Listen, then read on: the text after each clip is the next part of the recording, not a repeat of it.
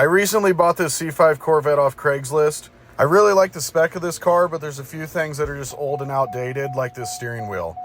I'm going to go step by step on how I change the steering wheel. It's a pretty simple process. You want to start by disconnecting the battery.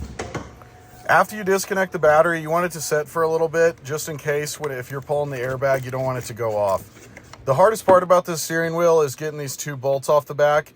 I found it was easiest to turn the steering wheel like this, and that way you had a little more room. It still did kind of hit, but it was definitely a lot easier than trying to do it the first way. Once you remove those two bolts, the airbag will just fall out. There is a few connections in here. The hardest one being this one. You do have to pull this tab, and then once you pull up on it, it'll just fall right out, and then disconnect the other two. You can use a regular ratchet to remove the big nut in the middle of the steering wheel. I chose to use my impact just to make it a little bit easier.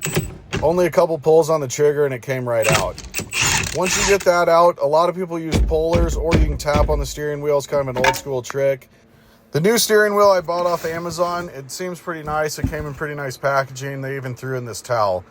Once you get that, you want to start transferring everything off the old steering wheel and put it on the new steering wheel. That's a pretty easy process. You do have to pull these off. I used a Milwaukee again, and they came off real easy, but a regular ratchet will still work. Once you're done swapping everything over, it goes right back on just as easy as it came off. Here's the final results. Drop a comment below. Let me know what you guys think about the new steering wheel.